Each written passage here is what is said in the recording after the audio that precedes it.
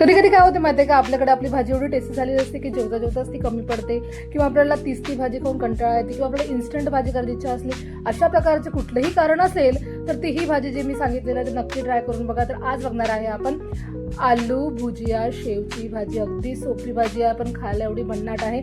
नक्की ट्राय करून बघा. भाजीसाठी लागणारी आपण सर्व तयारी करून घेणार आहे, म्हणजे आपली भाजी फटाफट फोडणी घातली गेली पाहिजे. आपल्या घरातली सगळ्यांकडे तर शेव राहते, ते नसल राहतं, बाजूला छोटं मोठं दुकान राहते, छोट्या दुकानामध्ये हे शेवचे पाकिट तर नक्की भेटते. आपण बालाजी शेवचे वापर करणार आहे. आलू शेव किंवा भुजिया शेव आपण आणायचा आहे, त्याची मस्त भाजी करायची आहे. तर पॅनमध्ये आपण तेल गरम करणार आहे. सुरुवातीला छान तेल गरम करून घ्यायचं आहे. तेल व्यवस्थित गरम झालं की त्यामध्ये आपल्याला जिरं मोहरी आपलं जे बेसिक राहते फोडणीचे साहित्य आपण तेच घालणार आहे. ते वापरूनच एक भन्नाट रेसिपी करणार आहे. कमी वेळात होणारी रेसिपी आहे, नक्की ट्राय करून बघा. जिरं मोहरी तडतडला गेले त्यामध्ये कढीपत्ता टाकायचा आहे. एक बेडगी मिरची किंवा लाल सुकी मिरची टाकली तरीही चालेल, खायला खूप टेस्टी लागते ही मिरची. छान परतून घ्यायचं आहे. त्यामध्ये बारीक कट केलेला कांदा टाकायचा आहे. याला व्यवस्थित परतून घ्यायचा आहे. कांदा व्यवस्थित परतला गेला की त्यामध्ये आपण खुडले लसूण टाकणार आहे. खुडले लसूणची टेस्ट खूप छान लागते, किंवा तुम्ही ते लसूणची पेस्ट करून टाकू शकता. मी अशा पद्धतीने मस्त लसूण खुडून घेणार आहे, म्हणजे कट करून घेणार आहे बारीक बारीक पीसेसमध्ये.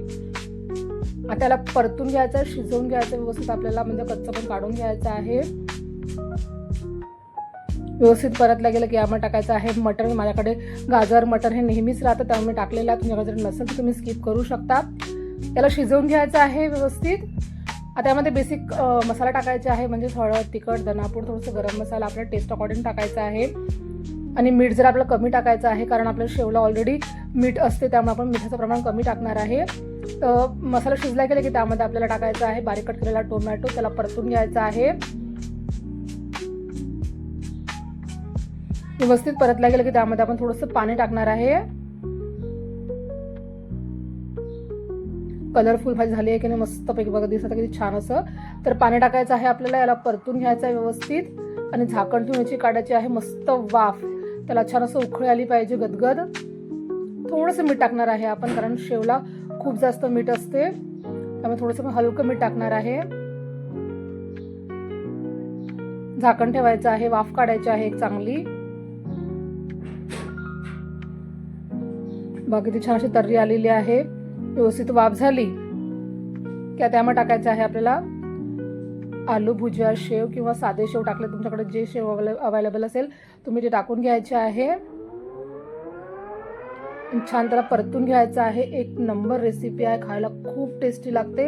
एकदा तुम्ही रेसिपी नक्की ट्राय करून बघा. आणि ही भाजी तुम्ही कधी करायची आहे माहिती आहे का, तुम्ही जेव्हा जेवायला बसाल तेव्हा तुम्ही 5 मिनिटं आधी करायची आहे. गरमागरम भाजीची टेस्ट खूप छान लागते. आता गॅस बंद करून शेवटी टाकायचा आहे बारीक कट केलेला कोथिंबीर. आणि गरमागरम भाजी आपल्या आवडीच्या पराठ्याबरोबर, चपातीबरोबर, भाताबरोबर किंवा पुरीबरोबर जरी खाल्ली नाही भाजी तरी खूप छान लागते.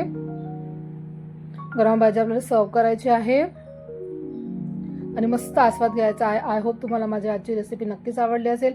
तर माझ्या व्हिडिओला लाईक करा, शेअर करा, कमेंट करा. नसेल तर माझ्या चॅनल तुम्ही सबस्क्राईब करा. मला भरभरून सपोर्ट करा. भेटू नेक्स्ट व्हिडिओमध्ये. बाय बाय ना, टेक केअर.